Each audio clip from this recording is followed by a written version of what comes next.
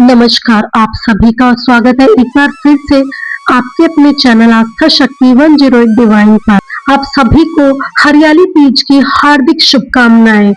आज के दिन यदि आप व्रत करते हैं और कथा का श्रवण करते हैं तो आपको अखंडित सौभाग्य, दाम्पत्य सुख और मनचाहे वर की प्राप्ति होती है। तो चलिए श्रवण करते हैं आज की व्रत कथा।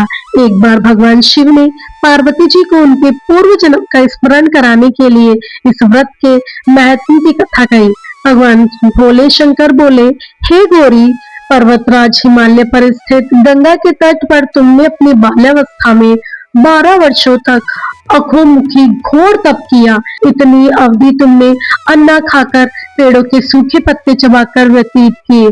माघ की विकराल शीतलता में तुमने लगातार जल में प्रवेश करके तप किया। वैसाख की जला देने वाली गर्मी में तुमने पंचाग्नि से शरीर को तपाया। श्रावण की मूसलाधार वर्षा में खुले आसमान के नीचे बिना अन्न और जल ग्रहण किए तुमने समय व्यतीत किया। तुम्हारे पिता तुम्हारी कष्ट साध्य तपस्या को देखकर बहुत दुखी होते थे। तभी एक दिन तुम्हारी तपस्या और तुम्हारे पिता के दुख को देखकर नारद जी यहाँ पधारे। तुम्हारे पिता ने अपने पूरे दिल से उनका अतिथि सत्कार किया और उनसे आने का कारण पूछा। नारद जी ने कहा, गिरिराज, मैं भगवान विष्णु के भेजने पर यहाँ आया हूँ। आपकी कन्या ने बहुत कठोर तप किया है। इससे प्रसन्न होकर वो आपकी सुपुत्री से विवाह करना चाहते हैं। मैं इस संदर्भ में आपकी राय जानना चाहता हूँ। नारद जी की बात सुनकर गिरिराज गदगद हो उठे। उनके तो जैसे सारे दुख ही मिट गए हों। प्रसन्नता पूर्वक वे बोले, श्रीमान, यदि स्वयं भगवान विष्णु मेरी कन्या का वारण करना चाहते हैं तो मुझे भला क्या आपत्ति हो सकती है। वह तो साक्षात ब्रह्मा है। हे महर्षि, यह तो हर पिता की इच्छा होती है कि इसकी पुत्री सुख संपदा से युक्त होकर पति के घर की लक्ष्मी बने। पिता की सार्थकता इसी में है कि पति के घर जाकर उसकी पुत्री पिता के घर से भी अधिक सुखी रहे। और फिर तुम्हारे पिता की स्वीकृति पाकर नारद जी विष्णु जी के पास गए और उनसे तुम्हारे ब्याह के निश्चित होने का समाचार सुनाया।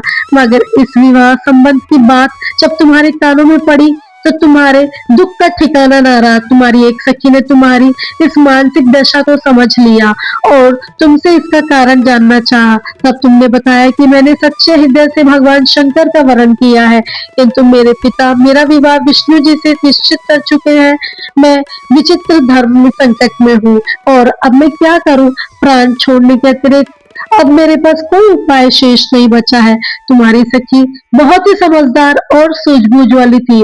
उसने कहा, सखी, प्राण त्यागने से क्या होगा। संकट में मौके पर धैर्य से काम लेना चाहिए। नारी के जीवन की सार्थकता इसी में है कि पति रूप में हृदय जिसे एक बार स्वीकार कर लिया, जीवन पर्यंत उसी से निर्वाह करे। सच्ची आस्था और एक निष्ठा के समक्ष तो ईश्वर को सब भी समर्पित करना पड़ता है।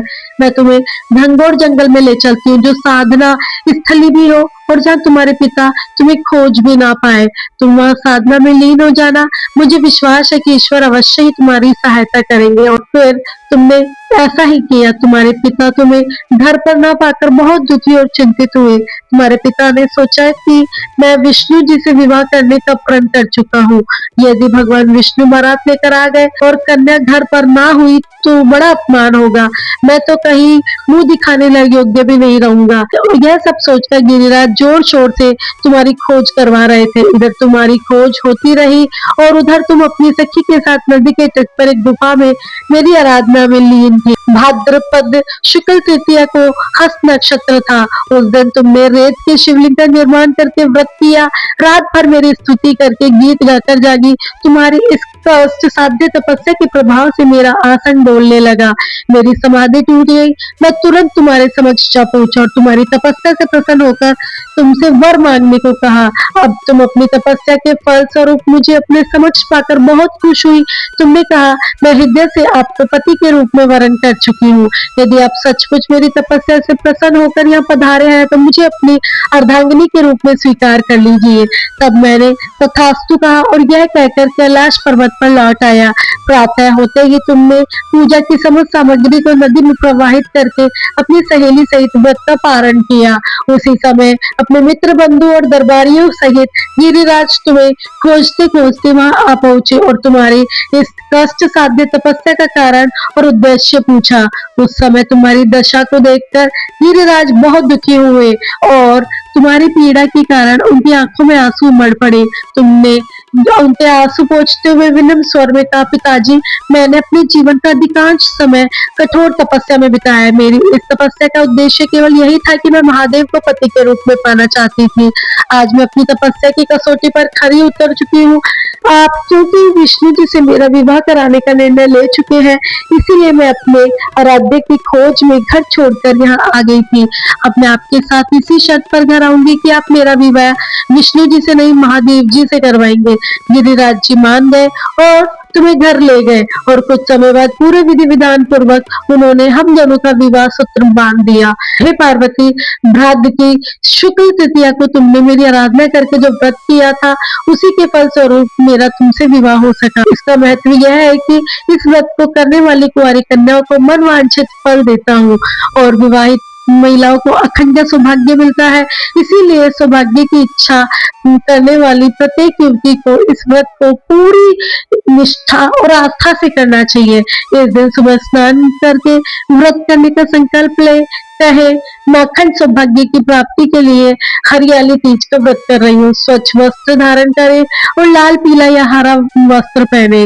पूजा स्थल को सजाए, भगवान शिव और माता पार्वती की मूर्ति स्थापित करें, व्रत की सामग्री रखे जैसा कि कलश, धूप, दीप, फल, चंदन, रोली और अक्षत, बेलपत्र, धतूरा और आंकड़े के फूल, फल, मिठाई, पान, सुपारी, वस्त्र और श्रृंगार की सामग्री भगवान शिव और माता पार्वती का फिर पूजन करें। शिवलिंग पर जल, दूध, बेलपत्र चढ़ाए और माता पार्वती को श्रृंगार की सामग्री अर्पित करें।